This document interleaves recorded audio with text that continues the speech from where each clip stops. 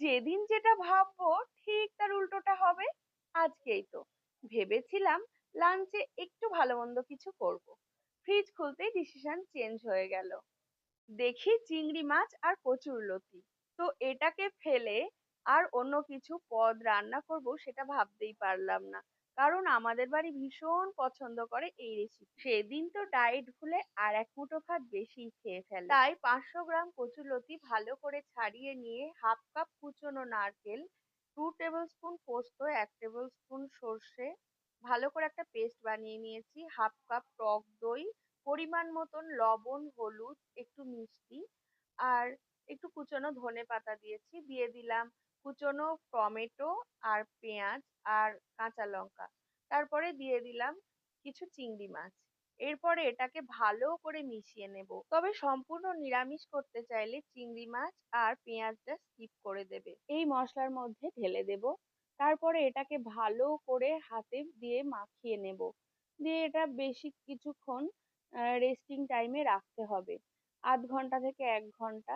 নারকেল বাটা আর টক দই দেওয়াতে কাঁচাতেই এত সুন্দর স্মেল আসছে, মনে হচ্ছে কিনা কাঁচাই খেয়ে ফেলি। অনেকে তো লতিটাকে ভেজে তারপরে রান্না করে, আমি বলবো যে একবার অন্তত এইরকম ভাবে তোমরা রান্না করে খাও, তোমাদের ভীষণ ভালো লাগবে। চামচে করে মাখাচ্ছিলাম কিন্তু পোষালো না, এটা হাতে করে ভালো করে মাখাতে হবে।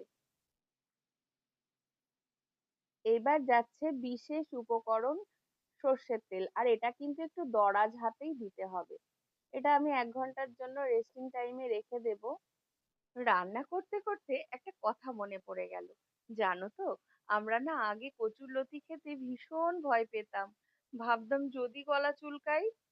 কবে যে এই কচুরলতি আমাদের বিশেষ পদে স্থান নিল, ভাবলেই হাসি পেয়ে যায়।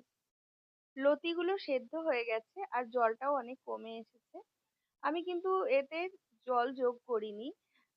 মশলা দেওয়ার পরে মিক্সির পটটা ধুয়ে যেটুকু জল আমি এতে দিয়েছিলাম, জলটা শুকিয়ে একদম ভাজা ভাজা হয়ে গেছে।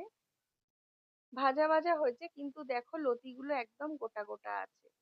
তবে আর দেরি কেন, এরপরে তোমরাও একদিন কচুরলতি বাড়িতে এনে ঠিক এইভাবেই রান্না করো। আমি কথা দিচ্ছি ভীষণ ভালো লাগবে।